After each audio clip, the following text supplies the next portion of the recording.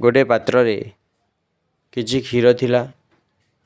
से क्षीर रे दुईटी बेंग बुड़ी जाउथिले। निज निजर जीवन बंचाइया पई सेमाने डेउ थांती। बारंबार डेइबा द्वारा सेमाने मध्य हतोत्साहित होई पड़ुथांती। किंतु सेमाने जेते थर चेष्टा करथांती सेते थर सेमाने विफल हेउथांती। तथापि सेमाने निजर चेष्टा छाड़ू न थांती। बारंबार चेष्टा करी करी सेमाने डेउथांती किंतु सेमाने से क्षीररू बाहरी पारु न थांती। शेषरे प्रथम बेंगटी हताश होई पड़िला एवं से कहिला मु एबे जानि सारिणी जे मोर मृत्यु सुनिश्चित, तेणुकरी मु आ डेई पारिबेनी। तेणु से क्षीर रे बुड़ी गला। किंतु द्वितीयटी कहिला मु तो जानिची मु निश्चित रूपे मरीजीवी, क्षीर रे बुड़ी की मरीजीवी।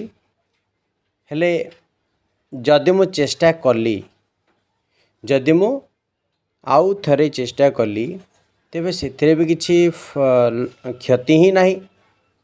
तेणु से यह भाविकी बारंबार चेष्टा कला, बारंबार चेष्टा कला। शेष रे कौन होला ना से क्षीर मंथन होइके लहुणी रे परिणत होगला एवं से लहुणी उपरे जेतेबेले लास्ट डिया मारी थिला त सेठू से बाहर को डेई पड़िला। क्षीर जेतेबेले तरल अवस्था रे थिला ताहा मंथन द्वारा लहुणी होगला एवं ताहार बढ़िया क्वालिटी जिते बढ़िला तापर से डेईकी बाहर की पड़ेगा। ठीक से टाइप परिश्रम तो समस्ते करवा उचित।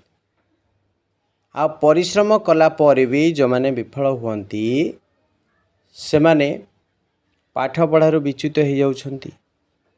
एटा निश्चित रूपे भूल कथा। जदि बारंबार परिश्रम करा जिवो, निरंतर प्रयास करा जिवो, निरंतर चेष्टा करा जिवो एवं चेष्टा को जारी रखा जिवो, तेबे निश्चित रूपे क्षीर जमदी मंथन हेकी ताहा लहुणी रे परिणत होला। ठीक से टाइप तुमर परिश्रम द्वारा यही पाठ मध्य मंथन हेकी बहुत सहजमय हो पड़िबो। तेणु परिश्रम कर, परिश्रम कर, परिश्रम कर। परिश्रम ही रही तुमर सुयोग्य भविष्यत, तुमर निजर आत्म परिचय। जय जगन्नाथ। गोटे पात्र रे